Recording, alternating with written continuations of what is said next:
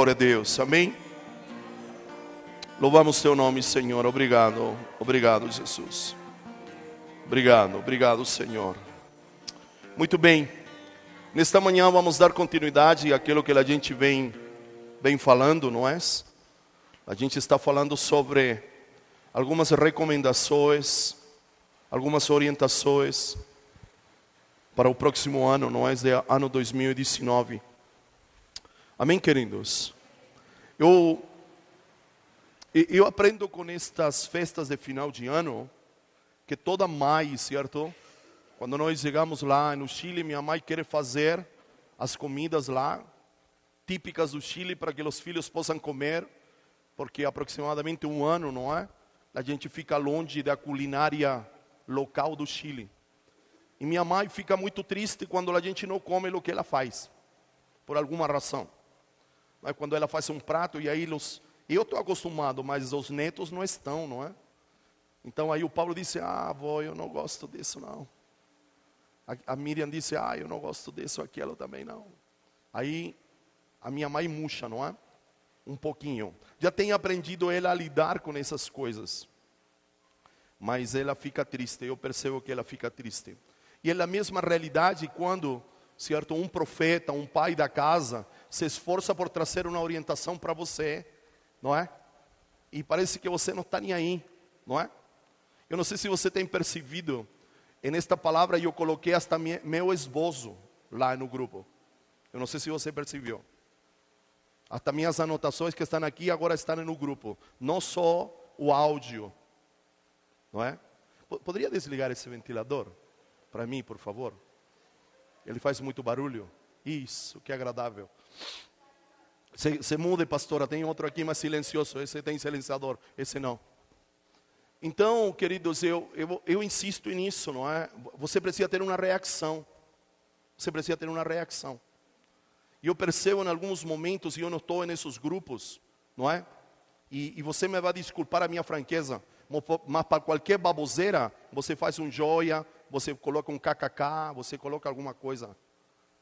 Mas lá no grupo, certo? Se você ir ao grupo, há meia dúzia de ok's para a palavra que foi liberada. E não é por mim, senão pelo valor que ele está sendo entregue. Ok? Vocês nesta casa podem reivindicar qualquer coisa, mas que a gente é fraco na palavra, você não pode reivindicar nesta casa. Você pode falar, não, é que aí eles são fracos nisso, são fracos naquilo. O Dario é limitado aqui, o Dario é limitado acá. Pode fazer uma lista de cima a baixo. Mas com relação à palavra, você não pode reclamar desta casa. Dias Lopes, há um pregador que chama Dias Lopes, Hernández, não há um Hernández? Um pregador, daí tradicional.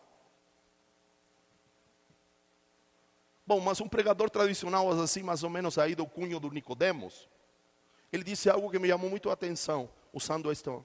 Ele disse assim, quando a igreja é fraca na palavra, ela vai investir em outra coisa. Não sei se vocês viram isso. Dias Lopes, parece que é uma coisa assim, não sei. Ele disse assim, quando a igreja é fraca na palavra, ela vai investir em outra coisa. Ela vai ter outro chafariz, para poder suprir a sua carência e que sua carência não se note.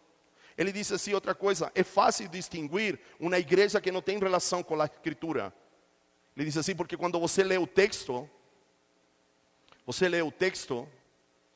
certo? Você lê o texto, a igreja fecha a Bíblia e la encosta, porque ela sabe que o pregador não vai falar sobre o texto. Ele disse isso, não são minhas palavras. Ele disse, a igreja fecha porque o pregador só vai usar o texto para o começo. E depois ele vai falar qualquer coisa. Então a igreja já fecha a Bíblia, porque ele sabe que ele não vai tocar, ou dificilmente vai tocar outra vez o texto. Estou repetindo o que eu vi em um vídeo lá, certo? Na internet. Não são palavras minhas. Então a gente precisa dar valor àquilo que a gente está recebendo da parte de Deus. Ok? Não estou falando por mim não tem nenhum problema, porque eu trabalho para Deus. A minha recompensa vem dele. Me está entendendo? Se meu ministério sobreviver pelos likes que eu tenho nas redes, eu estou perdido. Não é like que chama? Pelas mãozinhas levantadas, a gente não faz para isso. Tanto é que se você procurar no YouTube, as pregações minhas que estão no YouTube, são dos lugares onde eu prego e alguém coloca. Porque eu não sei se eu estou certo ou estou errado, mas eu não tenho muito a intenção de ir para o Facebook e massificar algo que não é bom que seja massificado. Não sei se me faço entender. Minha meta não é chegar ao Facebook, minha meta não é, sei lá, não sei, ter mãozinhas, tantos likes, é assim que chama. E não tenho nada contra, é dizer, não é dor de cotovelo porque outros têm. Não tenho nada. Mas eu gostaria que nós valorizássemos aquilo que Deus nos tem entregue como revelação para os nossos dias. Amém? Na primeira vez que nós ministramos esta palavra, quando lançamos as diretivas gerais, eu fiz você olhar, não para todos os anos anteriores, mas olhar o último ano. E eu perguntei para você, se a palavra que o Senhor nos diz, que em 2018, que ainda estamos vivendo, precisaríamos acessar Cristo como nossa cidade de refúgio, e nós nos precisaríamos posicionar como cidade de refúgio, como guardiães para nossos irmãos. E eu perguntei para você, você viu que essa palavra se cumpriu em 2018? E a grande maioria disse sim.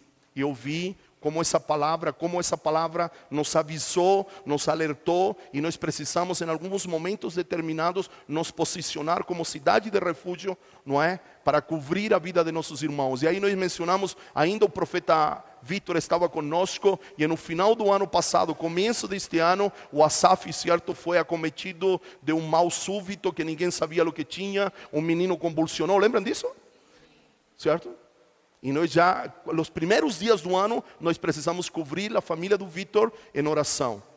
E aí eu lhe mencionei a última, não é? Por assim dizer, cobrimos em oração a família do Rogério e a Josi, porque o pai caiu do telhado, e já estávamos cobrindo o Leandro e a Denise, porque os nenecinhos nasceram prematuros. Ok? Então a gente precisa dar valor àquilo que o Senhor nos tem entregue. Não dar valor ao dario, não é? E entenda muito bem, eu não estou reivindicando aplausos para mim. Eu trabalho para Deus. E aí está a minha consorte que diga, você apoiando ou não apoiando, eu continuo estudando. Eu continuo garimpando, não é? Eu continuo procurando, o que eu falo assim, entender a vontade de Deus para meus dias. Eu continuo. Eu tenho um hábito já. Eu leio, eu estudo, assim, tenha para pregar ou não para pregar. Às vezes ela me disse assim, e você estuda tanto para quê? Eu falo, esse é meu chamado, eu tenho que estudar. Eu tenho que estar antenado, eu tenho que ter uma palavra de ordem para o dia. Mas para um pouco, ela disse, você passa aí compenetrado, certo? Agora leu, como se diz, agora digital, não é? Então agora ando atrás dos livros lá no Amazon, não sei, Amazon. É isso, entendeu? Buscando, entendendo. Graças a Deus leio em 2 línguas, não é? Gostaria de ler em inglês também, mas leio só em 2. Então o livro que não está em português, lo encontro no espanhol, e lo baixo no espanhol, e vamos que vamos. Ok? Gostaria de ler em inglês também, mas não tenho esse dom, não é? Até pensei, baixei uns livros, falei, vou falar com o Pablo, de repente tomar um café, certo? E a gente começar a ler, ele lê para mim, e eu vou anotando, não é? Um café, 2 horas por semana, não precisa ser muito. Mas pensei, certo, nos livros, perspectiva profética, está tudo em inglês. Eu falei, puxa vida, quem fala inglês? Falei, o Pablo fala inglês. Eu acho que vou tomar um café, gastar umas 2 horas com o Pablo, ele lê para mim, eu vou fazendo anotações. Não é? Vai embora, não é? Muito bem, então demos valor àquilo que o Senhor nos tem entregue. Amém, queridos? Demos valor. Não é? Ontem eu ministrava, certo, numa igreja aqui, igreja Libertador, não é? Aquela que era grande, que agora está pequenininha, depois da saída do pastor Pedro. E eu dei a comer a eles o mesmo que eu dou para vocês. E eu disse para eles, vocês precisam dar valor, não ao dario, sino mais ao nível de palavra que vocês estão recebendo, porque é a mesma que eu libero na minha casa. Não é o mesmo pão que eu dou para meus filhos, é o mesmo pão que eu estou compartilhando com vocês. Amém? Então vamos dar continuidade, certo? A palavra que o Senhor nos tem dado como um trilho, como uma palavra orientadora, não é? Para este ano de 2019, ok? Então vamos para a terceira parte, já estamos na terceira parte. certo? Há 3 domingos que eu venho ministrando esta palavra. Então, você la vai encontrar lá no grupo, certo? Ou postada pelo Glauco, ou postada por mim, como palavra orientadora para 2019, parte 1, parte 2, e agora a parte 3. A gente está trabalhando, não é? Com o capítulo número 4 de 2 aos Coríntios. Perfeito? Este vai ser nosso trilho. E eu pedi para vocês, nas vezes anteriores, nos finais de semana anterior, que você pudesse ter um conhecimento prévio do capítulo número 3, do capítulo número 4 e do capítulo número 5. Ok? Esta é uma hermenêutica, certo? Nós precisamos saber o que foi escrito antes e o que foi escrito depois. Quando a gente lê um versículo isolado, isto é perigoso. A gente precisa saber o que foi dito antes e o que foi dito depois. Como estamos trabalhando com um capítulo, a gente precisa saber o que foi dito no capítulo número 3 e o que vai ser dito, por assim dizer, que já foi dito, mas em uma expressão de sincronismo, de continuidade, aquilo que será dito no capítulo número 5. Porque tanto o 3 como o 5 vão cooperar para que nós possamos entender e compreender o que está no 4. Perfeito? Me faço entender? Então nós começamos, certo? Paramos no texto que é um miolo para mim. O texto que fala que Deus colocou em um vaso de barro, certo? Um tesouro de incalculável valor. Por que este é o miolo? Por que este é o cerne? Porque 2019 aponta para um recipiente de barro, especificamente um cesto de barro.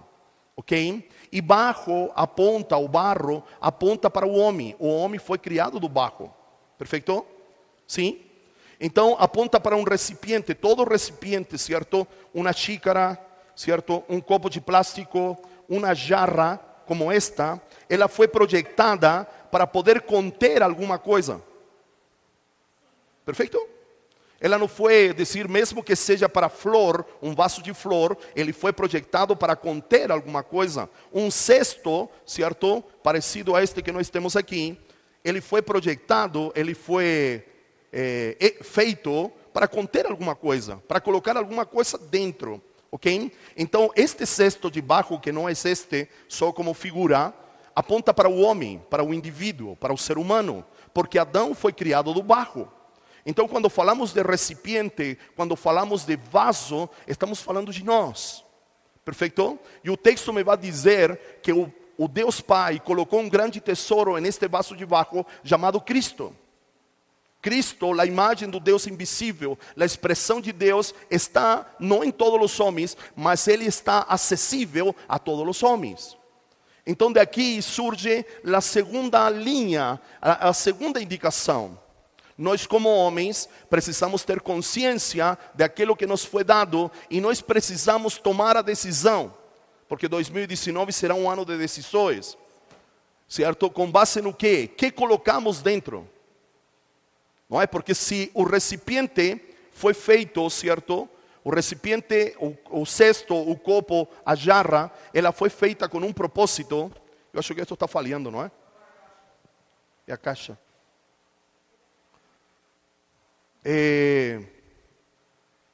Foi feito com um propósito. A gente precisa definir o que colocamos dentro. Perfeito? Agora, sabemos que Cristo foi colocado dentro. Essa decisão não foi nossa, por assim dizer. Foi a decisão de Deus nos encontrar e nos dar o seu Filho. Agora, qual é a nossa decisão? O que a gente vai fazer com aquilo que temos dentro? A gente pode, certo, atrofiá-lo ou a gente pode desenvolvê-lo. Perfeito? Em nosso caso, não é o que vamos colocar dentro, mas que vamos cultivar dentro de nós, porque já temos a boa semente. Amém? Posso ouvir um amém? Nós já temos Cristo, nós já temos tudo o que nós precisamos, mas podemos morrer, certo, com um grande tesouro enterrado em nós. Perfeito? Então, nós precisaremos tomar a boa decisão, precisaremos nos inclinar, certo, pelo desenvolvimento da vida de Deus. Me faço entender? Filha, se você puder pegar no carro, tem um livretinho que eu tenho algumas anotações do lado aqui da porta minha, por favor, que em algum momento elas vou usar. Então precisamos definir isso. Então será um ano de decisões, centradas primeiramente na vida de Deus. E é claro que isso alcançará outras dimensões na sua vida. Você será colocado, enfrentará tomada de decisões. E você precisa entender algo muito importante, que se você está notando, certo? Agora ou depois, quando você vai ouvir novamente este áudio, você precisa anotar isto e guardá-lo com você. As boas decisões, certo? Decisões não é algo inocente. Inocente. Não é algo inocente. As boas decisões estendem o reino de Deus sobre a face da terra. E as más decisões estendem o reino das trevas sobre a face da terra. Eis aqui a grande responsabilidade sua. Não é uma coisa assim, eu errei, eu não deveria ter decidido isso, não deveria ter comprado isso, não deveria ter falado isso. Não é simplesmente assim. Você precisa entender que as boas decisões estendem o reino de Deus e as más decisões estendem o reino das trevas sobre a face da terra.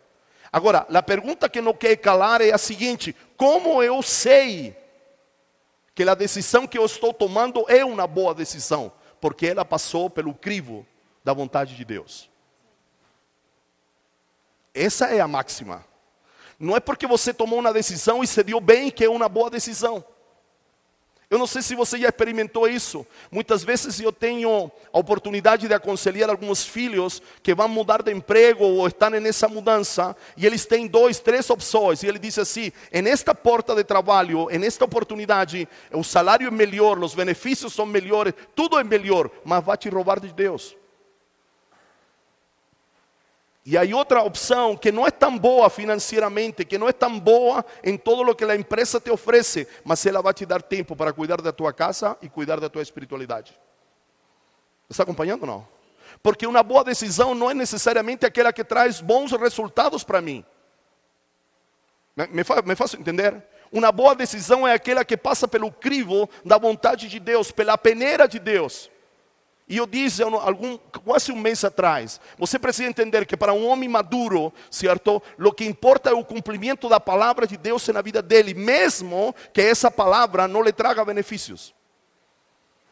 Porque a gente pensa que uma boa decisão é aquela que vai me dar bem, não necessariamente. Me está acompanhando? Eu vou lhe colocar um exemplo que nós vivemos. Quando eu entendi que a gente precisava sair da Igreja Presbiteriana da Graça, eu não me dei bem, por assim dizer. Mas era a vontade de Deus. Me acompanhe nisso? Então as decisões que você toma, que a lo melhor no presente momento não te trazem um benefício, mas é a vontade de Deus.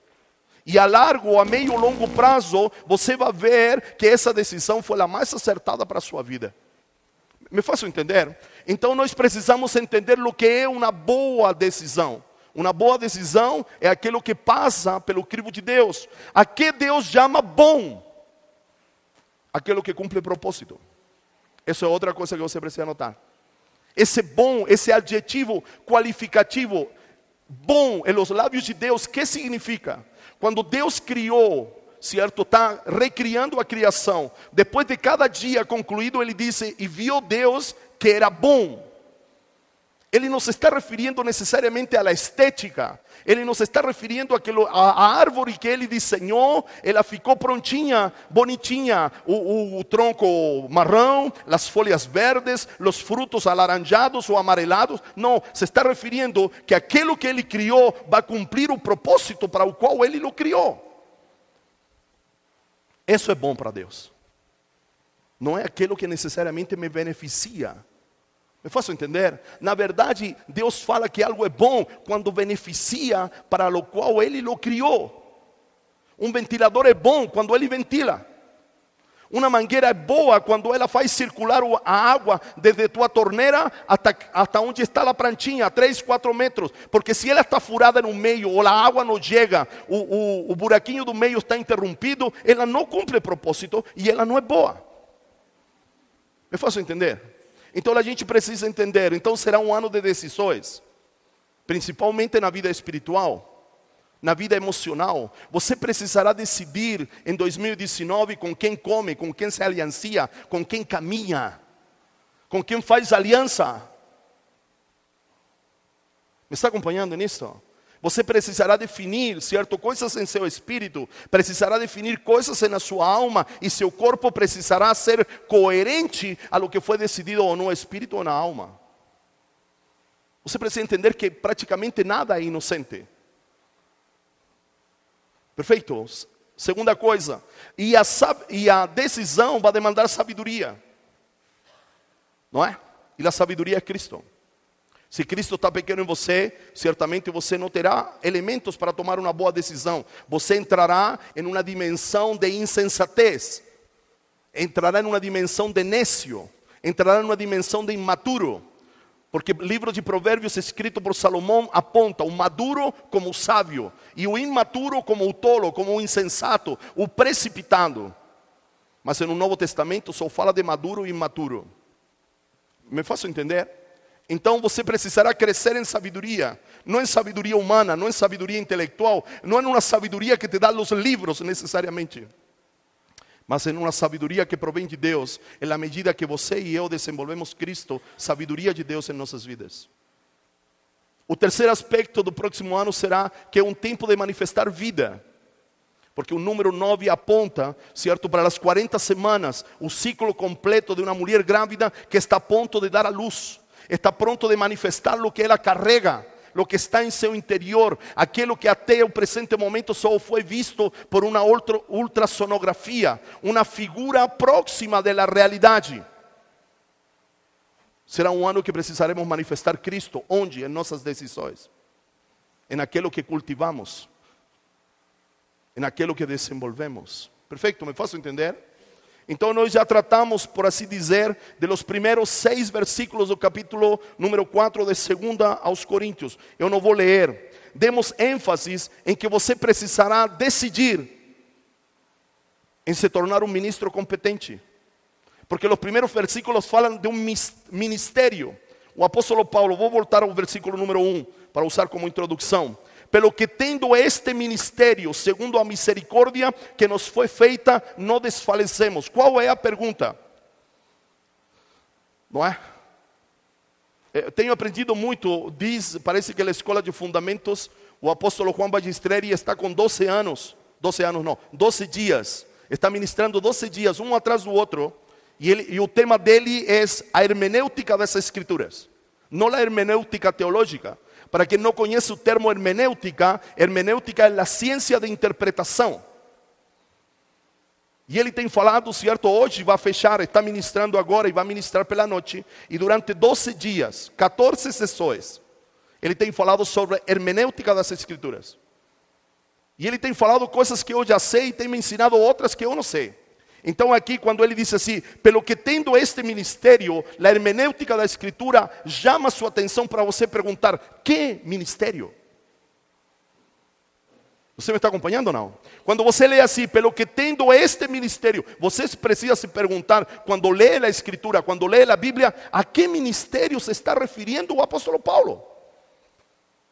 Isso é hermenêutica, é saber entender o que eu estou lendo. Se refere a lo que está no capítulo número 3, a partir do verso 5 em diante. Que Deus já o habilitou como um ministro competente do novo pacto. Ele se está referindo a este ministério que lhe foi dado. Me está acompanhando? Então esta é a primeira decisão que você precisa tomar. Pergunte para mim, qual decisão? Ou você é um ministro do antigo pacto, ou você é um ministro do novo pacto. Você precisa tomar uma decisão. Ou eu continuo funcionando, certo, com um sistema operativo ultrapassado, ou eu avanço a um novo sistema operativo, que vai reger a minha vida, os meus pensamentos, as minhas emoções e as minhas vontades. O apóstolo Juan Ballesteri, nestes dias ele diz, o pacto é como aquela linha branca na estrada, que ela limita hasta onde chega a estrada e depois é acostamento. E é também similar ou parecido à linha amarela que divide as duas vias. Vocês que dirigem sabem que essas duas linhas são importantíssimas em uma estrada onde não há iluminação, sim ou não? Então a branca indica que depois tem acostamento ou às vezes não tem mais nada, sim ou não? E a linha amarela do meio diz que você precisa tomar cuidado quando avance, porque a linha amarela é o limite. O outro lado da linha amarela não é a sua via, é a via que vem em contra da sua mão. Então, quando você quiser abordar ou avançar nessa outra via, você tem que ser muito cauteloso, porque pode vir um carro na sua contramão e produzir uma coalizão. Gastei o português agora. Sim ou não? Isso ajuda, e olha interessante, aprendemos isso com o Glauco, certo, filho? Quando íamos para Curitiba, você ensinou para a mãe isso, não é? E isso lá do retrovisor também, certo? Que tira o foco do farol de atrás, quando nós íamos para Curitiba. Isso também ajuda não só em uma noite escura, mas isso ajuda em um dia quando há muita neblina. E parece que a 3 metros, a 5 metros, você não enxerga nada, sim ou não?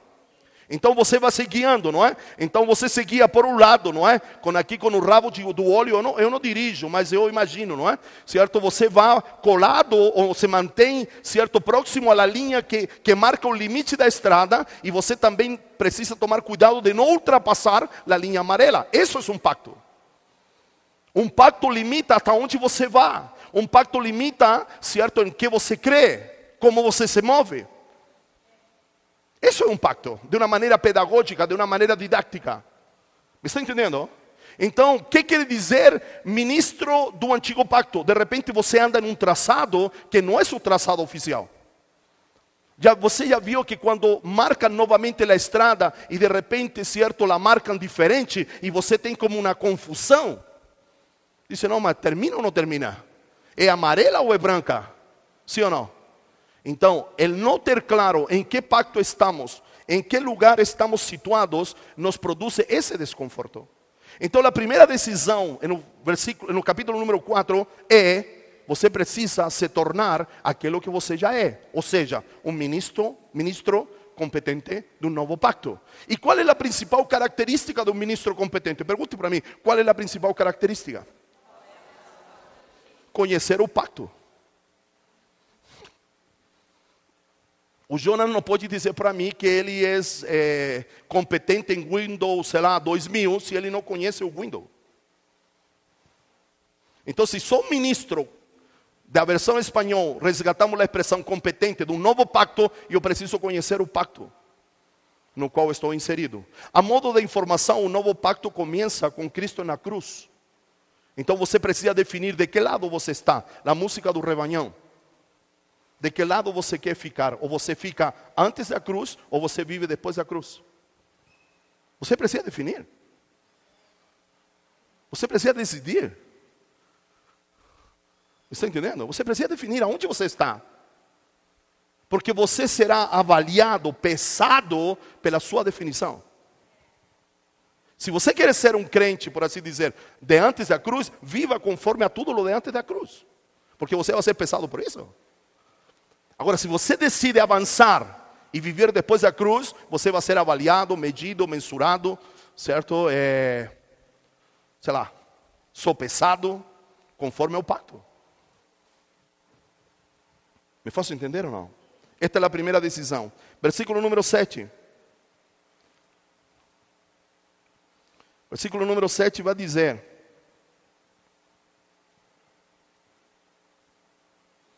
que o Senhor colocou, versículo número 7, temos porém este tesouro em vasos de barro, para que a excelência do poder seja de Deus e não de nós. Ok? Falamos em algum momento, não sei se na escola de fundamentos ou aqui, a gente precisa entender que o papel do vaso é coadjuvante. Ele não foi projetado para ser o ator principal. Por isso Deus colocou um grande tesouro dentro de um vaso de barro, para que a glória de tudo isto não seja do vaso, mas seja de Deus. Então você precisa entender, e isto não é de valorização do ser humano, isto não é desonra, mas o meu papel é de coadjuvante, meu papel é de cooperador, meu papel é de receptor, meu papel é de recipiente, se poder dizer assim. Fui projetado para que algo preencha meu interior, para eu guardar dentro de mim algo, para isso eu fui projetado. Me faço entender ou não? Então, e toda a glória se la levará o tesouro, Cristo. Deus está repetindo, ou Paulo está falando de algo que Deus já fez. é a pessoa de Cristo, é a pessoa de Jesus. Jesus era o vaso de barro e Cristo era o tesouro de grande valor. E o Pai escondeu Cristo em Jesus durante 33 anos. Hasta que algo rompeu o vaso. ¿Me está acompanhando? E aqui em algum momento nós vamos precisar entender, certo, a ação da mulher que quebrou o vaso. Porque a única maneira de liberar o que está no vaso é através de quebrar o vaso. De um deterioro do vaso, de um rachar do vaso. ¿Me está entendendo? Se não há quebradeira no vaso, não há manifestação daquilo que está dentro. ¿Me está acompanhando ou não? Então, de alguma maneira, vamos a ter que mergulhar e viajar em João capítulo número 12, quando a mulher derramou, certo, um perfume de grande valor a los pés de Cristo, ungindo-o para sua sepultura. Porque se o vaso está intacto, o conteúdo não se dá a conhecer. É fácil entender ou não? Porque foi a cruz quem rachou o vaso. Quem rompeu o corpo de Cristo foi a cruz. E quando o corpo de Cristo foi rasgado na cruz, por assim dizer, o Cristo apareceu. Tanto é que o centurião romano, certo, juntamente com o ladrão, são os primeiros a reconhecer o tesouro que Jesus carregava. Por isso o centurião romano, ao pé da cruz, disse: este verdadeiramente era o Filho de Deus. Porque naquele momento ficou exposto o que Jesus carregava. E que Jesus carregava? Jesus era o hospedeiro, era o embrulho, era o cesto, era o vaso de barro que carregava Cristo. Alô? Me faço entender? Então você precisa entender esta verdade. Nós não fomos colocados para ser os atores principais. Nós fomos colocados para ser coadjuvante. Que eu tenho aqui? O tesouro, ou seja, a revelação divina de Cristo está em vasos de barro comum, em gente comum. Aquilo que Paulo vai dizer aos membros coríntios: Deus é craque, Deus é perito em chamar as coisas tolas deste mundo para envergonhar aqueles que acham que são alguma coisa. Perfeito? Me faço entender? Continua a minha leitura. Qual é o motivo? O motivo pelo qual Deus coloca um tesouro tão valioso em um vaso de barro é que a glória não possa ficar aparente. Não é? Vai esconder, demonstrando que o poder e a glória do Evangelho vem de Deus e não do utensílio, não do vaso. Não há mérito algum em você. E por isso que Paulo, certo, no capítulo anterior, capítulo número 3, a partir do verso 3 em diante, ele diz que aquilo que nós temos é a capacidade de Deus, e aquilo que nós fazemos provém da capacitação de Deus e não da nossa. Ok? O que eu anotei aqui continua dizendo: da mesma maneira que o Pai escondeu Cristo em Jesus, assim Cristo está escondido em nós. Uau, digam uau. Cristo está escondido em você. Paulo diz isso. A minha vida está escondida em Cristo. E quando Ele se manifestar, a minha vida que está com Ele, se manifestará junto com Ele. Perfeito? Me faço entender? Está escondido em Deus. Entendendo que quando o vaso se quebra ou é quebrado, o que está em seu interior aparece. Dito de outra forma, quando decidimos morrer, quando decidimos romper o vaso, a vida de Deus que está em nós aparece. Não há outro caminho. Dizer, algo precisa se romper em você, ou seja, o vaso precisa ser quebrado. Não é?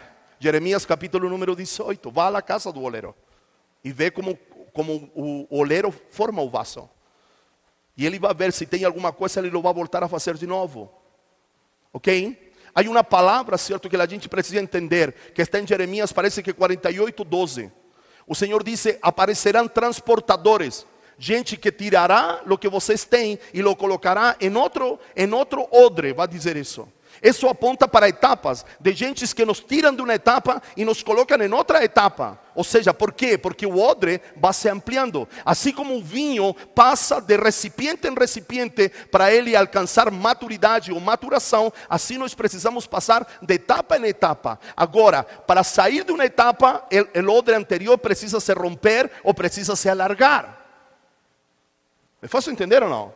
Perfeito. Se rompe o vaso. A quebra do vaso, se o vaso se quebra, aquilo que está em seu interior aparece. Precisamos entender que Cristo, ou seja, a vida de Deus, sempre será o principal e o vaso sempre será coadjuvante. Sempre. Quando esta ordem se inverte, passamos de um evangelho eterno centrado em Cristo a um evangelho humano centrado no homem. E naquilo que eu posso fazer, na minha condição, certo? No tempo, eu não tenho tempo. Centrado naquilo que você pode fazer. O evangelho nunca foi centrado naquilo que você pode fazer. Resgatamos a música do Ministério Sol e da Tamires. Nunca foi sobre nós, nem daquilo que podemos fazer. E isto não é um chamado à vagabundagem espiritual. Não, todo lo faz Cristo e eu fico aqui inerte. Não. Meu trabalho precisa ser desenvolver a vida que eu tenho. Esse é meu trabalho. Ter consciência que carrego a vida de Deus e consciente que isso precisa ser desenvolvido na minha vida. E isso passa, e tome-lo muito presente, pela quebra do vaso. Pelo deterioro do vaso, pelo desgaste do vaso. Neste mesmo texto, o apóstolo Paulo vai dizer que mesmo que o velho homem se corrompa, se desgaste, se deteriore, ele está dizendo, mesmo que o vaso se deteriore, mesmo que o vaso se quebre, não importa, porque o que está dentro está crescendo.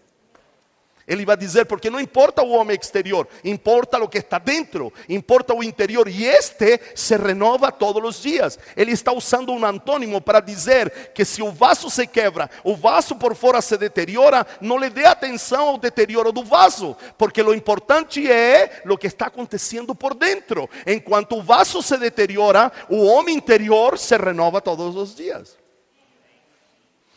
Ele vai dizer isso aqui. Perfeito. Cristo é a vida de Deus eterno. Já falei isso. Versículo número 8. 8, 9. Vou lê-lo aqui na minha Bíblia. 8. Sofremos pressões de todos os lados, contudo, não estamos sendo arrasados. Na sua vai dizer, em todos somos atribulados, porém não angustiados. Perplexos, mas não desanimados. Que diz o 9? Alguém que possa ler para mim? Abatidos. Número 10.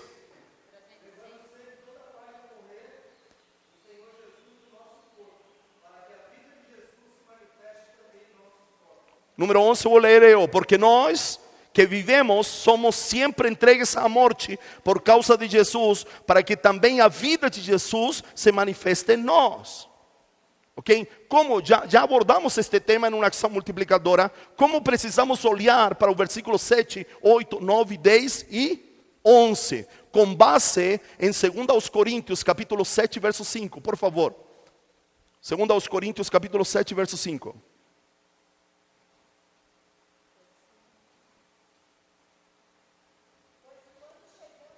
Isso.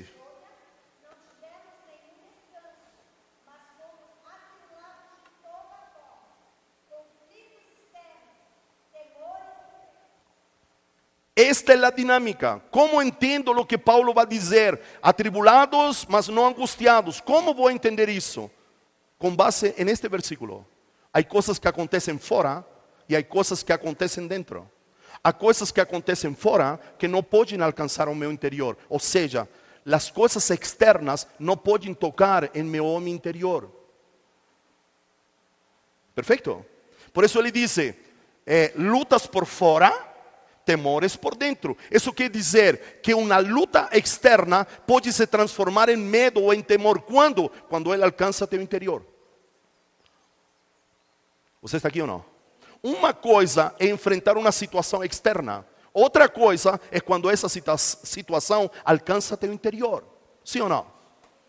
Por isso que o apóstolo Paulo diz que ele nos deu um escudo da fé para deter os dardos inflamados do inimigo. ¿Por quê? Porque a estratégia de los povos antigos era lançar dardos inflamados, flechas de fogo para dentro da cidade. Porque se eles alcançavam o interior da cidade, eles abririam a porta principal. Me faço entender ou não? E isso é o que o inimigo faz conosco. Ele começa a nos pressionar de fora para que nós demos lugar dentro, porque ele entrando, a coisa se potencializa. Não ele como espírito, como entidade, mas entrando, certo, na situação. Você pode ver que Paulo usa, somos atribulados, porém não angustiados, sim ou não? Então, a tribulação é externa. Mas eu não posso permitir que alcance meu interior. Porque se a tribulação que é externa alcança meu interior, se transforma em angústia.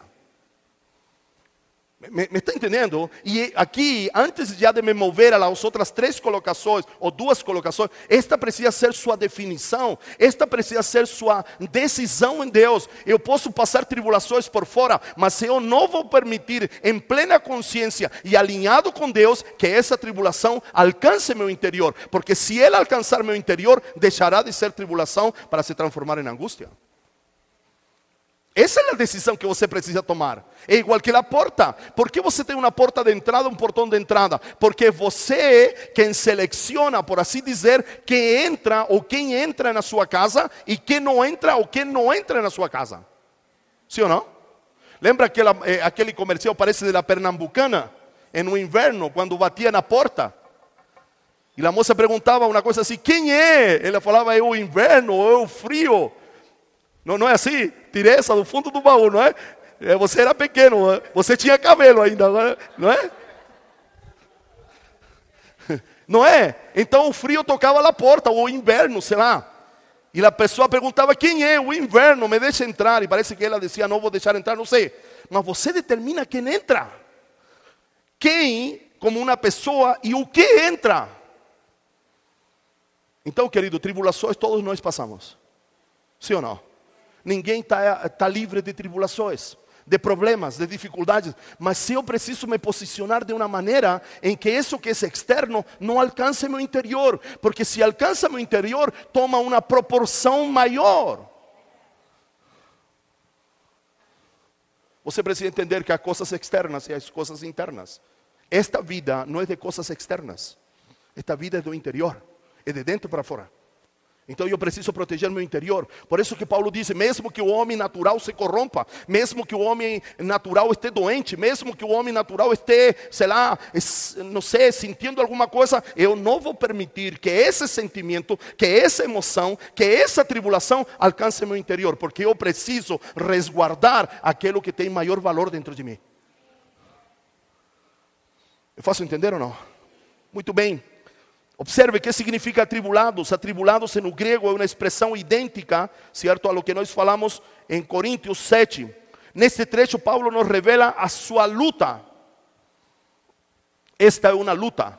Diga-se comigo, por favor. E se você está anotando, e se você vai ler, ouvir e ler em sua casa, você precisa grifar tudo isto. A gente não enfrenta mais guerras. A gente enfrenta lutas. Depois da cruz, nós enfrentamos lutas. Guerras mais não. Ok? Não, estou guerreando. Não, você não guerreia mais. E vou lhe dizer por quê. Ok? A gente não guerreia mais. A gente luta. Perfeito? ¿Por que não é mais guerra? Porque a guerra era travada em qualquer lugar, em qualquer hora, e não tinha regras. Você já viu? Estude a guerra do Paraguai. Aqui próximo de você, Brasil contra Paraguai, certo? Inglaterra financiou o Império do Brasil para entrar em guerra com o Paraguai, porque o Paraguai se estava transformando em um país exportador de ferro, e isso não favorecia a Inglaterra. Então Inglaterra financiou a guerra do Paraguai. Eu não sei se você conhece um pouco, mas a guerra do Paraguai foi sangrienta. O que você conhece do Paraguai agora é fruto daquela guerra. Não havia normas, se matavam homens, mulheres grávidas, crianças, porque a guerra não tem lugar para acontecer. As guerras eram em qualquer lugar onde se encontravam os inimigos, aí havia guerra, sim ou não?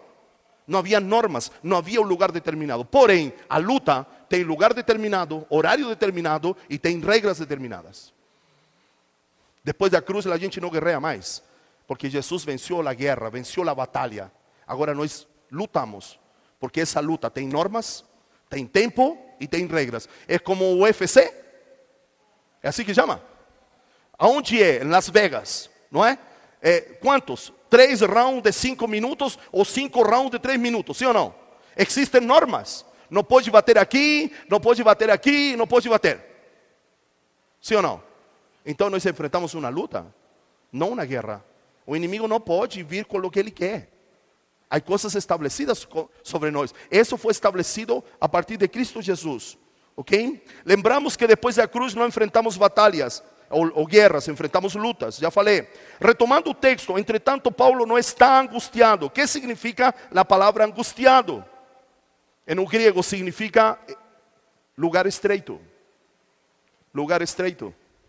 Isso significa angústia. Ou seja, quando a tribulação toma, certo? Toma o teu interior, ele vai reduzindo, certo? E limitando o espaço da manifestação de Cristo na sua vida.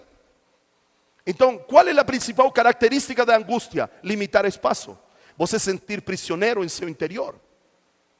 Me está acompanhando? Isso tudo eu vou postar lá. Esta é a segunda parte de meu esboço. Tá bom? Significa estreito e espaço. Ou seja, as tribulações não o limitam, sempre e quando elas não avancem em seu interior.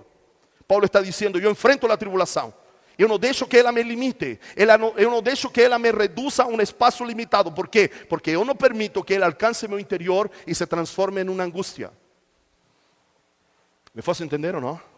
Filipenses capítulo 1, verso 12 e 13. Irmãos, não estejam preocupados pelas minhas prisões, porque acima de tudo, elas têm cooperado com o progresso do Evangelho. E este tem que ser o X da nossa vida. Enfrento a tribulação, para quê? Para que o progresso do Evangelho avance em mim e em aqueles que estão ao redor de mim. Não importa que o velho homem se deteriore. Não importa que por fora eu tenha isso, mais isso. Pouco importa. Não importa o que está acontecendo em meu interior. ¿Me faço entender?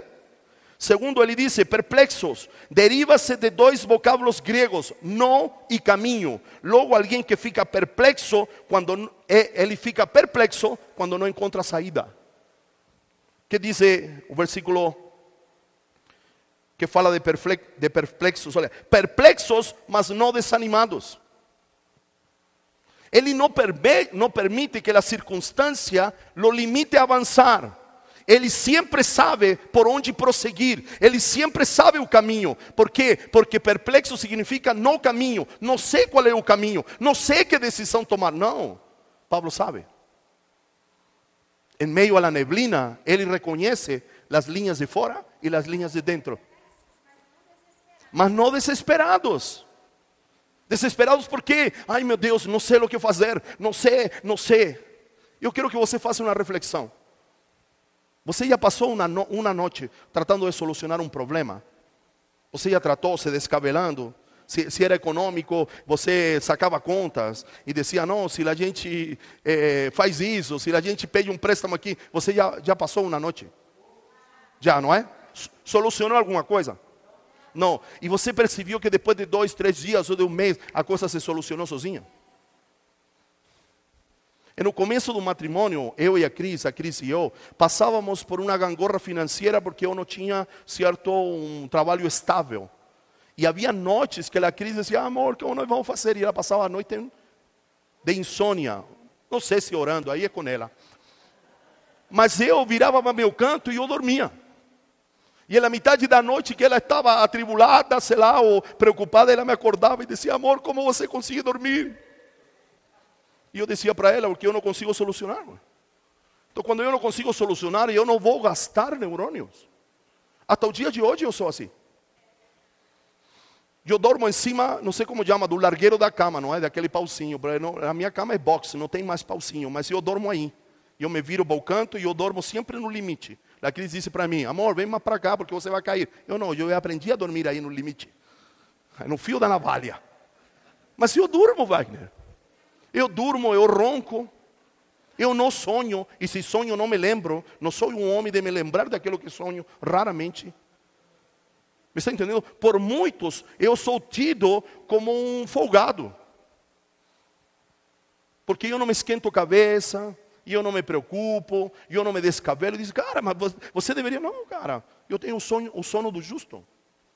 E o sono do justo diz que ele deita, pega no sono e dorme e descansa, cara. Me está entendendo? Então você não pode permitir. Porque, sabe, há coisas que você não tem o poder de solucioná-las. Por mais que você tenha sido o causador disso. Você não tem o poder. E de repente, 2, 3 dias, Deus vai dizer, pum, pronto. E aí você diz, meu Deus, perdi tempo, perdi noite de sono. Conversei, recorri, e não era nada disso. Você está aqui ou não? Então a isso se refere. Eu faço entender ou não? Muito bem, continuando aqui para não los deter perplexos, certo? Aqueles que sabem por onde caminhar. No entanto, Paulo não está desanimado. que em grego significa totalmente perdido. Uma coisa é não saber o caminho. Outra coisa é se sentir perdido. São duas coisas diferentes. E vou lhe explicar. Você já foi ao lugar que parece que está perdido e você só faz uma curva e você encontra o lugar? Então você não estava perdido. Você não sabia o caminho só. Já viu que o Waze, o Google, te dá alguns lugares que são aproximados, não o lugar exato. Já passou por isso? E de repente você diz, e eu passei essa experiência em São Luís agora. Me levaram numa igreja que ficava como em uma favela, em uma periferia meio perigoso. Então o motorista que me levava estava com um pouco de medo e disse, pastor, parece que nos perdemos. Eu falei, não, me está parecendo conhecido o lugar. E a gente não encontrava. E a gente perguntou para um casal que está na porta. No Maranhão é muito comum que as pessoas pela tarde saiam a tomar o fresco, certo? O refrescor do dia, certo? Ao pé da porta deles, colocam numa caldeira. E perguntamos para ele, nós estávamos a 20 metros. Falou, não, você avança aí, está vendo esse portão? Você entra. A gente não estava perdido. A gente só não sabia exatamente aonde era. Me está entendendo? Não tem problema que você não saiba a decisão, mas você não tem que se sentir perdido. Porque quando você se sente perdido, você faz loucuras. Você faz coisas que não é para fazer. Me está entendendo ou não? Então você, não tem problema se você diz, estou enfrentando uma situação que não sei o que fazer, mas eu confio em Deus que Ele está conduzindo a minha vida. Me está entendendo? Não é problema que você não saiba o que fazer, mas você não pode entrar no sentimento. Você pode dizer, eu não sei a decisão a tomar, mas eu não estou perdido, porque mesmo não sabendo, a minha vida está nas mãos de Deus e Ele a vai conduzir no caminho certo. Isso é o que Paulo disse. Quando resguardo o meu interior. Você precisa entender nestes dias, que o mais importante que você tem é seu interior. E não interior alma, mas Cristo em seu interior. Me está entendendo? Observe o que eu vou lhe dizer, como um exemplo meio extremo. Pode detectar câncer na sua vida, mas se você entende plenamente o que tem em seu interior, seu corpo externo pode se deteriorar por fora, mas você não pode perder o brilho de lo que está dentro. É fácil entender ou não? Como novos nascidos, como nascidos de Deus, sempre iremos enfrentar tribulações. Todavia devemos lembrar que Deus controla estas situações ou tribulações e faz uso delas para nos fortalecer. Sim ou não? Lo que não te mata, te faz forte. Sim ou não? Por quantas tribulações você já não passou? Por quantas situações adversas você não passou? E você passou por elas.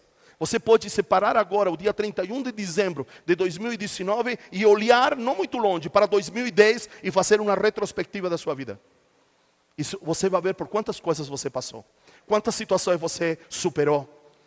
Não é na vida emocional, na vida material, na vida dos negócios, na vida familiar, e você foi superando, e você foi superando, e você foi superando.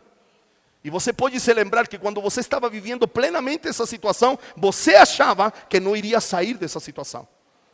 Muitas vezes nós achamos que chegamos ao final do caminho. Não há mais opção, há um abismo. E muitas vezes há um abismo. Mas mais dias, menos dias, Deus faz aparecer uma ponte.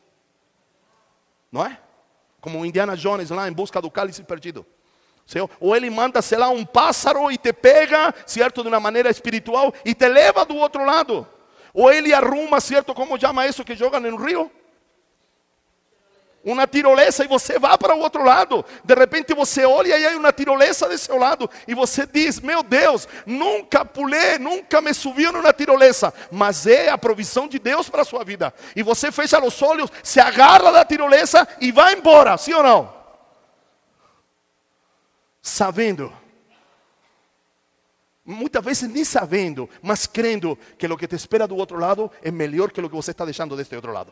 Mesmo que você não enxergue nada, diz, não, olha, se eu me entregar aqui, eu vou morrer, há um abismo, sim ou não? E você diz, decide cruzar por la tirolesa. A outros, o Senhor lhe disse, olha, não tem nem ponte nem tirolesa, se lance daqui para baixo. E você diz, meu Deus, mas aqui eu vou morrer. Não, meu filho, se lance.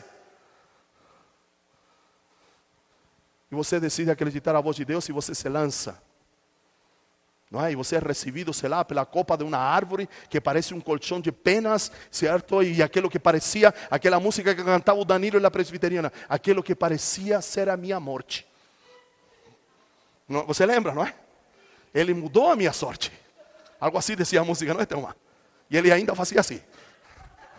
Você lembra, não é? Lá no finalzinho, ele fazia. Está entendendo? Há alguns que Deus nos transporta. Há uns que Deus faz ponte. Há uns que Deus coloca tirolesa. Mas para outros, o Senhor disse, se lança daqui, meu filho. E você disse, Senhor, mas vou morrer. E ele disse, olha, a morte você já tem segura. Não tem mais caminho, tem que se lançar. E você se lança. E aí a mão de Deus te recolhe de alguma maneira. E te coloca, certo, como a gente vê na história que contamos para nossas crianças, daquele gigante, certo, que o gigante tem um homenzinho aqui na mão, certo, as histórias de Gulliver, não é? Gilligan, sei lá, e te coloca assim, e você sai vivinho, para uma nova temporada da sua vida. Me está acompanhando ou não? A glória do Senhor se manifesta por meio de vasos quebrados. Isso você precisa entender.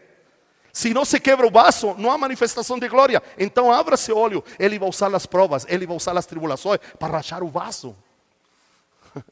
Não para te matar, senão para rachar o vaso. Para quê? Para que o que está dentro de você apareça. Quando estamos em um abismo e nos lançamos, aparece nossa fé. Não é? Quando estamos aí na beira do abismo e aparece a tirolesa, certo? Passamos a acreditar no sobrenatural de Deus.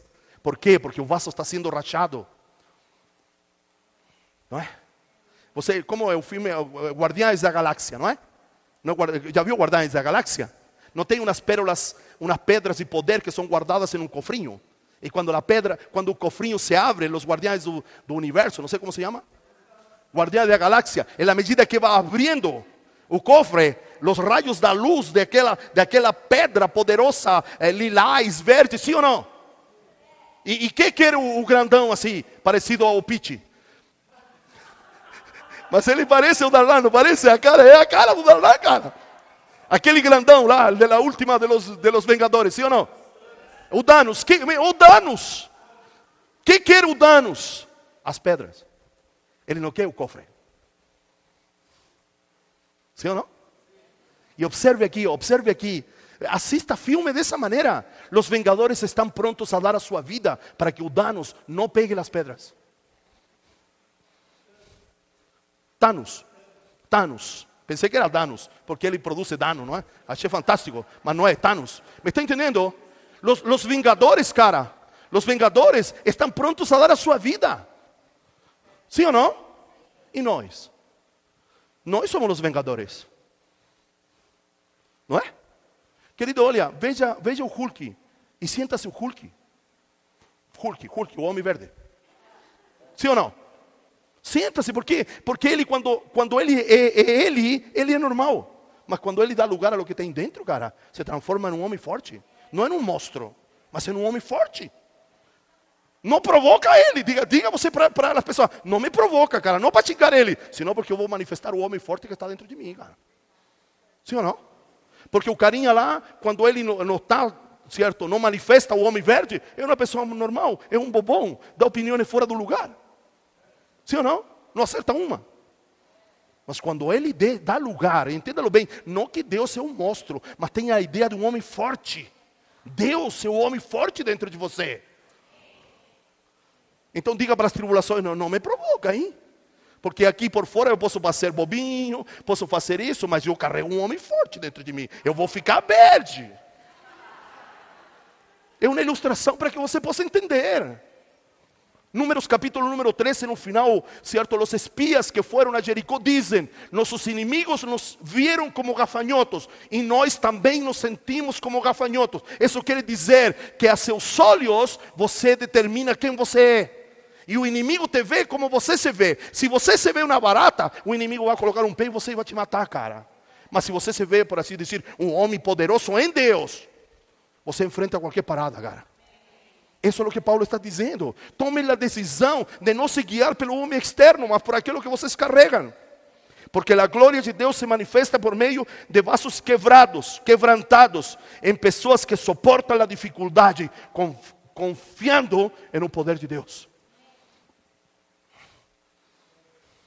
Enfrentamos dificuldades confiando em Deus, não confiando na nossa capacidade, não confiando em se podemos ou não podemos. Observe. Tu não quer andar mais agora? Andou. Perseguidos, porém não desamparados. Já lemos isso. A frase do verso 10 e 11, sempre, ele diz, verso 10 e 11, vou lê-lo. Levando sempre no corpo o morrer de Jesus. Esta é a dinâmica de um ministro competente.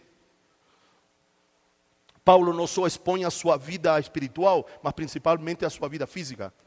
Então Paulo está dizendo no versículo 10 e 11 que a dinâmica de seu ministério está em morrer para que a vida se manifeste. É o que ele disse, vou ler de novo, observe aqui. Verso 10, levando sempre nosso corpo a morte de Jesus, para que também a sua vida se manifeste em nosso corpo. Porque nós que vivemos, somos sempre entregues à morte por causa de Cristo, para que também a vida de Cristo se manifeste em nossa carne mortal. Uau! Como o homem verdinho, por assim dizer, o homem forte se manifesta em você quando você morre. Paulo diz, esta é a dinâmica de um ministro competente. Somos expostos à morte todas as vezes. Morte física e morte do velho homem. Se você quer que o homem forte dentro de você apareça, você tem que fazer morrer o velho homem da sua vida. Você tem que fazer morrer a casca. Aquilo que João Batista disse, o Senhor está com a pá na mão para separar o trigo da palha. Há uma palha que precisa ser rompida. Há uma casca externa que precisa ser aniquilada. Isso é velho homem. Essa é a dinâmica do novo pacto. Por isso que você escuta há quase 2 anos, precisamos morrer. Você precisa morrer a sua opinião. Você precisa morrer a seu querer. Você precisa morrer a lo que você quer. ¿Para quê? Para que a vontade de Deus se manifeste na sua vida. Porque a dinâmica de um ministro competente do novo pacto é viver, certo? É viver, assim força a expressão, entre a morte e a vida. Entre a morte e a vida. Se eu quero que a vida de Deus se manifeste em 2019, na minha vida, na minha família, nos meus filhos, nos meus negócios, e que eu cresça em sabedoria, em fé, em graça, eu preciso morrer. Não há outro caminho. Algo precisa morrer. Sempre foi assim. Não é? O homem no antigo pacto, para aproximar-se de Deus, que precisava? Algo precisava morrer. Um animalzinho precisava morrer. Algo precisava ser entregue. Essa é a visão do sacrifício. Você e eu precisamos morrer. Essa é a dinâmica do novo pacto. Está acompanhando ou não? A dinâmica, verso 12. De modo que em nós opera o quê? Verso 12. Opera a morte. Para quê? Para que haja vida em vós. Olha que interessante. Olha a condição apostólica de Paulo. Sabe que Paulo está dizendo? Eu estou disposto a morrer para que a vida de Deus se manifeste em mim, e a vida de Deus manifesta em mim, beneficie vocês. Isso é o que diz. Por isso, olha, ele diz assim: de modo que em nós opera a morte, mas em vós opera a vida. Qual vida? Eu morri para que a vida de Deus se manifestasse em mim e ela te servisse de proveito, de desenvolvimento na sua vida. É o que a gente vem insistindo. ¿Por que nos reunimos? Não nos reunimos só para cantar, não nos reunimos só para orar, não nos reunimos para escutar o Darío, a Telma, o Victor, a Cristina, o Rodrigo, quem seja pregar. Não nos reunimos para isso. Nos reunimos para botar para fora a vida que estamos desenvolvendo. Porque na medida que você bota o Cristo que você carrega para fora, Ele me ajuda no desenvolvimento do Cristo que está dentro de mim. Está acompanhando? E observe o que eu vou lhe dizer. 2019 será chave em isto. Em isto será chave. Você precisará manifestar o Cristo que está em você. Sabe? E você vai começar a ficar incomodado, não porque não lo manifesta, porque não tem nada para manifestar. Me está entendendo? Se você chega aqui com mentalidade de consumidor, que todo te tem que ser dado, tem que orar por mim, tem que ter uma palavra boa para mim, o Wagner tem que acertar com a adoração, com o primeiro cântico, porque eu preciso, você vai se frustrar. Porque nossos encontros não são mais de consumidores, mas são de provedores, de gente que tem um aporte. Entenda-lo muito bem o que eu vou dizer. Vou usar uma ilustração até pagã, mas quero que você la entenda. Certo? A origem da festa do Divino Espírito Santo, aqui na cidade de Mogi das Cruzes, era que cada agricultor que cultivava a terra trazia seus produtos. A isso le chamava a entrada de los palmitos. Quem produzia milho, chegava com sua carroça cheia de milho e trazia como uma oferta. Certo? El que producía abóbora trazia abóbora, el que trazia batata trazia batata. Essa é a ideia de nos congregar. O que você está cultivando? Como o Cristo se manifesta na sua vida? Digamos de uma maneira agrícola, o Cristo na minha vida se manifesta em batata. Então você tem que manifestar batatas aqui. O meu, olha, como se manifesta o Cristo na minha vida? Ele se manifesta em uma espiga de milho. Então seu aporte tem que ser milho. Você diz, na minha vida se manifesta morango, então tem que manifestar morango. Mas nós temos que ter algo nas nossas mãos para trazer. Deuteronômio capítulo 16, verso 16. Quando o Senhor vos convoque, não vos apresenteis de manos vazias. E não está falando de dízimo, não está falando de oferta. Está falando de esta contribuição da vida de Deus que está sendo desenvolvida em você. Há algo que Deus está fazendo em você, que eu preciso de você. E há algo na minha vida que Deus está produzindo que você precisa de mim. A gente não consegue fazer um caldo só com milho. Sim ou não? Precisamos de batata, precisamos de cebola, precisamos de alho, precisamos de tempero, orégano, cominho, açafrão, não sei. Talvez você diga, olha, eu não produzo espiga, mas o que eu produzo é orégano, mas faz parte do caldo que estamos fazendo. Isso é o que você precisa entender. Ninguém está medindo o calibre de seu fruto, mas ele precisa ser produzido pela vida de Deus. Se você produziu orégano, não importa. Diz, mas orégano é quase insignificante, eu produzi salsinha, não importa, mas essa é a manifestação da vida de Deus na sua vida. Então não sonegue o que Deus está plantando e cultivando na sua vida. Diga com essa consciência, vamos fazer um grande ensopado. Um traz batata, outro traz milho, outro traz abóbora, outro traz salsinha, outro traz cebolinha, outro traz orégano, outro traz a cebola, certo? E outro traz o alho. E outro disse, olha, eu produzo trigo, então eu trago pão. E outro disse assim, o que Deus plantou em mim é cerâmica. E eu produzi copos, vasos, para que nós possamos tomar o caldo. E o outro disse, eu produzi colheres de madeira. E eu estou aqui para que nós possamos tomar o caldo. Isso é o que você precisa entender. Isso é vida de comunidade. Isso é comunidade apostólica. O resto é puro baboseira.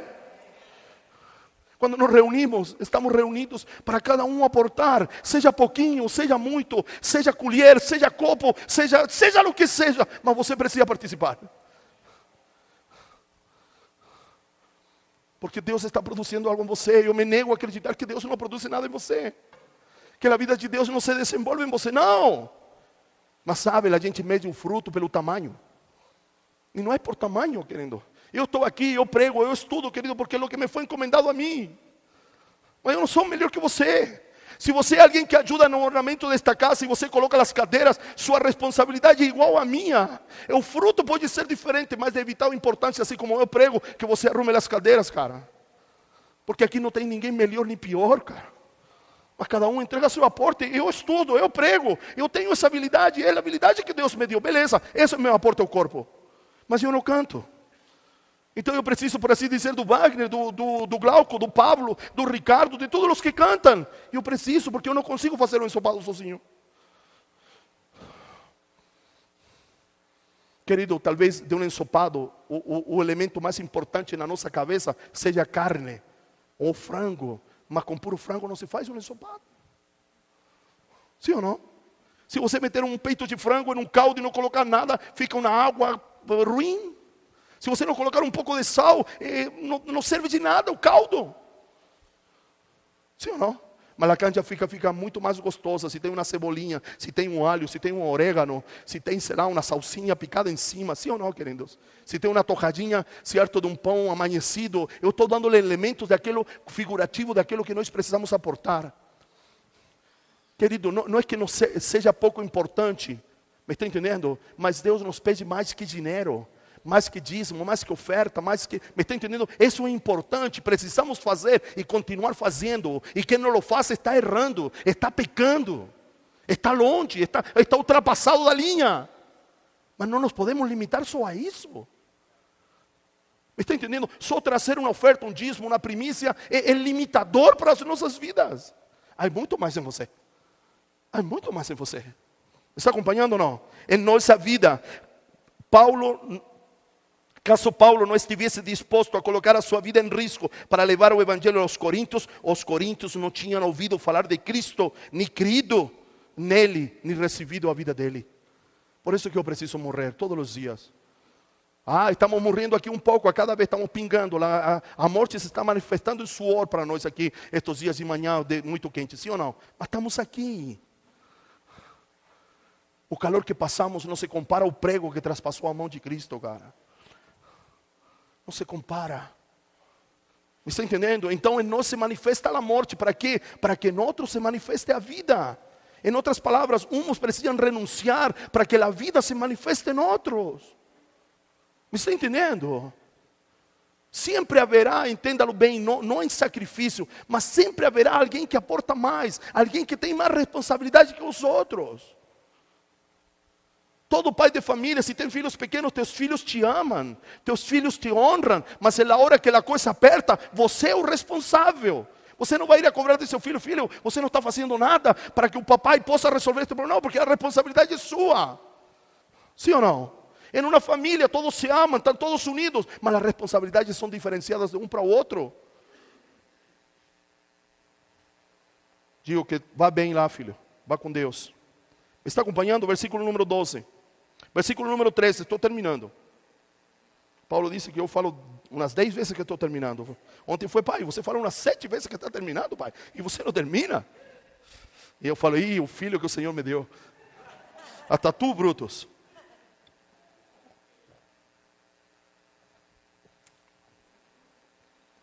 Versículo número 13, vou parar aqui. Por isso falei.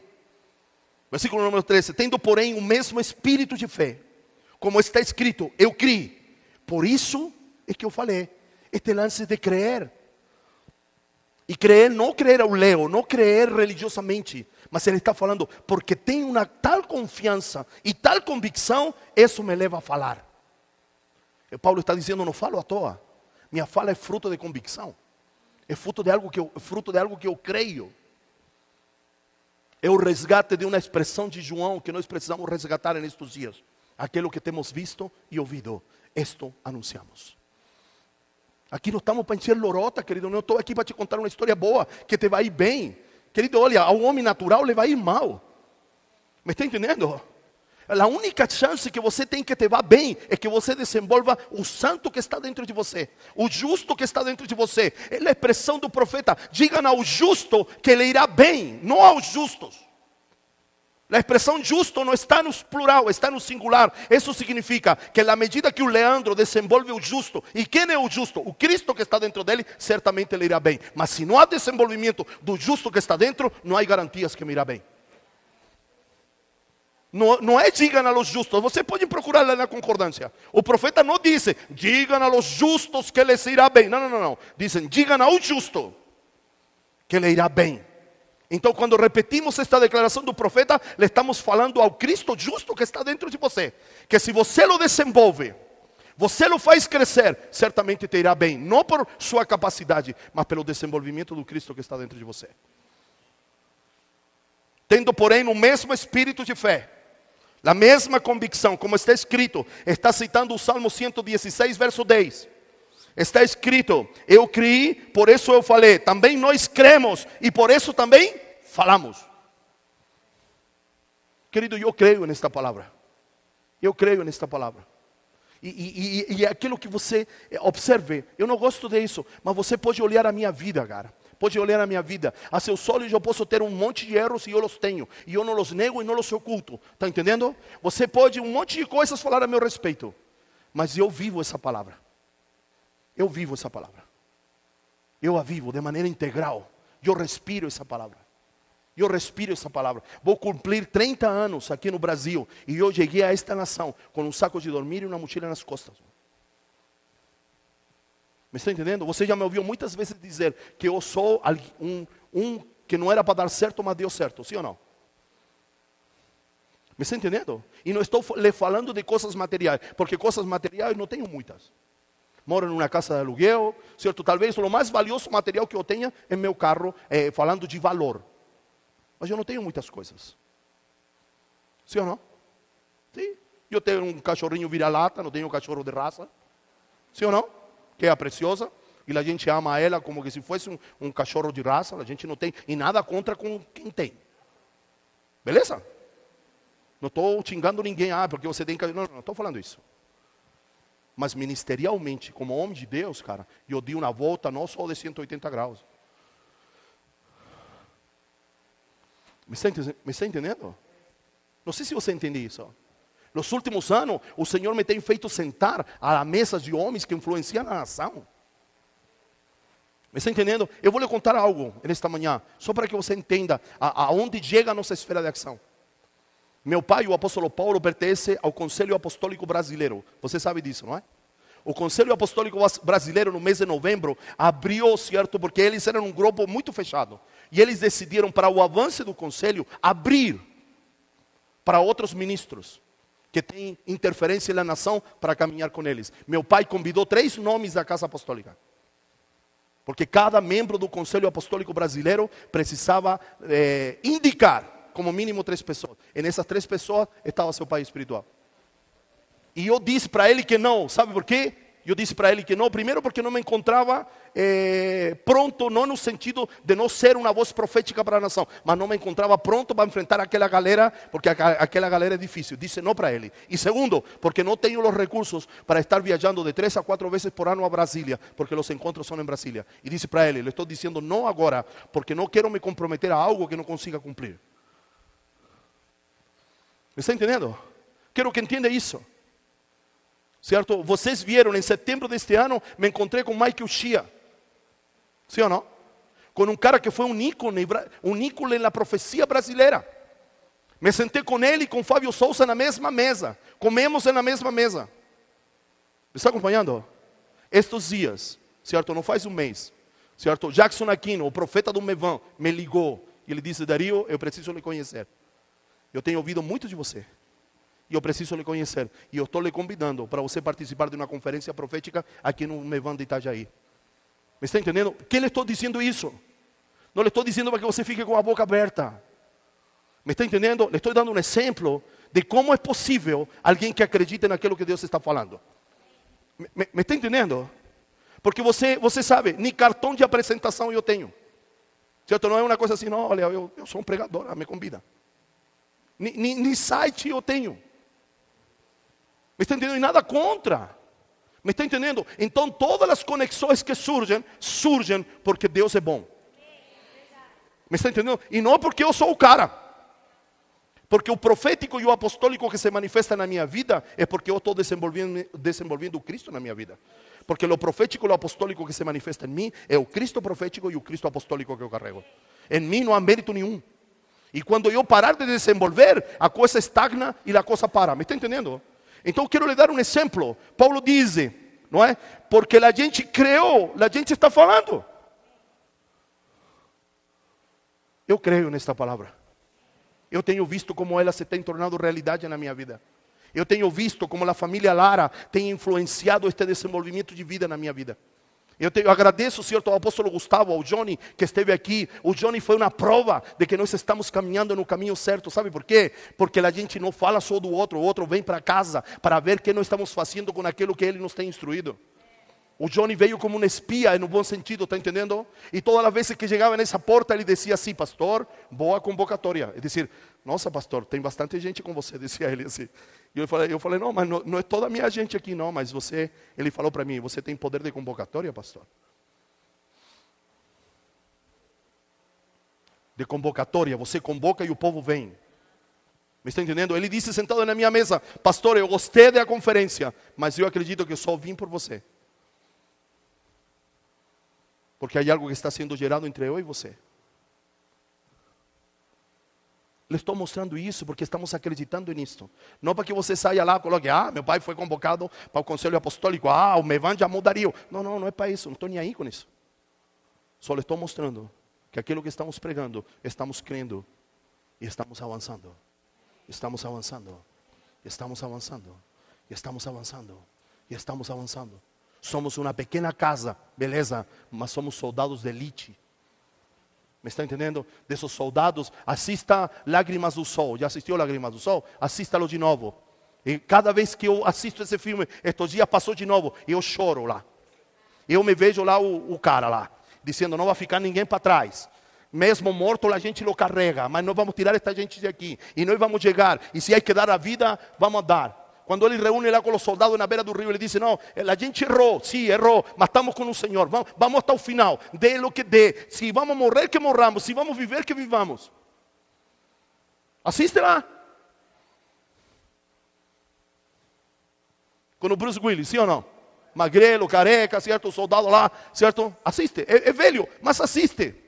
Muda-lhe o nome, muda-lhe, coloca-lhe Tribo Ninho das Águias lá. E você vê lá metido lá dentro, cara.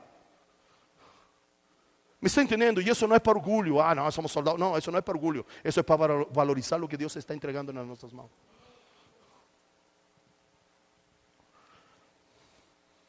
Eu vou terminar com isso. Por que eu coloquei no grupo quantos viriam hoje? Porque fui até seduzido a cancelar o culto de hoje. Eu fui até seduzido, assim, irmão, porque se a grande maioria vai viajar, vai estar trabalhando, para que tanto desgaste? Me está entendendo? Até fui seduzido, mas depois pensei, mas eu não posso sonegar o que eu carrego em prol de los que não vão vir e limitar os que vão vir. E depois, é isso aí, agora eu vou contar a dela. Eu venci a primeira, mas se levantou a alma dela. Disse: amor, se já não vai vir tudo, não fala a palavra que você vem falando, para que eles não percam. Eu disse: não, eu não vou sonegar a verdade que eu carrego. Para que você entenda que a gente é seduzido por essas coisas, gente. A gente também é homem, disse: para que vamos fazer algo se vai vir pouca gente? Aí Deus disse: não, com pouco ou com muito, continua o tranco. Aí depois vem, então não, então fala outra palavra, para que os outros não perdam. Não, disse Deus, continua falando. E os que não vieram, correm atrás do áudio, correm atrás das coisas, mas eu não posso privar vocês de ouvir o que Deus tem a dizer, porque faltou meia dúzia. Mas a gente é seduzido a isso. Sim ou não? Ou me vai dizer que você também não foi seduzido lá, quando falar: ah, se não vai ir muita gente, eu também não vou. Porque todos estamos expostos ao mesmo Espírito. Sim ou não, gente? Eu estou sendo sincero, eu estou sendo transparente. Então, querido, eu estou aqui, a lo melhor está na metade do contingente. Não importa, mas eu estou pregando como que se a casa estivesse cheia. Eu não vou sonegar. Eu não vou privar os filhos que vêm em detrimento de los que não vêm. Valiosidade. Me está entendendo? Eu não vou limitar, não, lá na mesa eu conto para minha família o que Deus falou. Não, vamos que vamos. Ah, e quem não veio? Corre atrás do prejuízo. Não é assim a vida? Então, não foi na aula, pede para o colega tirar xerox da matéria e manda para mim, sim ou não? Então, queridos, a gente precisa pensar assim. Assim como esse exercício que nós vivimos lá em casa. Não posso viver, certo, condicionado por los que não estão, por los que não vêm, por los que estão fazendo outra coisa. E não estou julgando ninguém. Eu preciso me mover por aqueles que estão. Por aqueles que vêm. Limitados a lo melhor. Eu sempre digo isso, sabe, a ironia, a incoerência deste tipo, qual é? Que os mais capacitados não querem, e os menos capacitados estão com uma fome tremenda, cara. A lo melhor seja que estamos aprendendo que Deus escolhe as coisas tolas para envergonhar as sábias, me está entendendo? Os mais intelectuais, os mais não estão querendo. Estão ensoberbecidos com sua intelectualidade, beleza, e não me estou referindo só aqui, de maneira geral, mas aqueles que têm mais problemas, mais dificuldades, mais limitações, são esses que querem. É como que Deus dizendo: faça com eles, vai. Certo? Sabe que vivo todos os dias praticamente nessa realidade? É a cova de Adulam. Os entristecidos, os endividados, os pouco capazes. E Deus disse para Davi: trabalhe com eles, porque deles eu vou fazer valentes para você. Então, querido, não podemos nos mover por quantos somos. Ontem eu fui com o Paulo numa igreja que tem 20. E prego na mesma intensidade. Prego a mesma palavra. Sei que não posso pregá-la no mesmo calibre que aqui, mas prego a mesma palavra, dosificada para essas pessoas. O Paulo falou: e aí, Paulo, como tua pregação? Pai, você já pregou isso como 5 vezes, já falou Paulo. O Paulo é meu crítico que me faz superar. Falou diferente, pai, mas já escutei, já escutei. A Mirinha, quando era pequena, meu tema era reforma. E a Mirinha, certo, era pequena. E filha, hoje vamos pregar em tal igreja. E ela falava assim, era diferente o jeito que ela me abordava. Ela falava: pai, você vai pregar sobre reforma hoje? O Paulo não disse: não, já escutei essa palavra, já 5 vezes. O Paulo tem outra maneira, não é? Mas ele está junto. Está entendendo? Então, querido, vou falar no versículo número 13. Vou parar aqui. A vida se faz daquilo que eu creio, das convicções que ele gera. Você não pode ir nas minhas convicções. Eu me esforço aqui, sabe para quê? Para que por aquilo que eu vivo, você passe a ter convicções próprias. Você não se pode mover por mim. Você não se pode mover no que eu creio. E eu não lhe peço que você se mova no que eu creio. Mas se eu me desgasto, no bom sentido, me gasto, me desgasto, me ocupo, não me preocupo, me ocupo. Para que você possa adquirir convicções. E quando o vento soprar sobre a sua vida, o bambu pode se dobrar, mas ele não vai te arrancar. Você pode se dobrar lá, mas ele não te arranca. A casa pode sofrer deterioros, mas a casa permanece em pé. Certo? No futuro nós vamos ver a importância da tribulação, que ela mexe com a estrutura, para saber como você está construindo.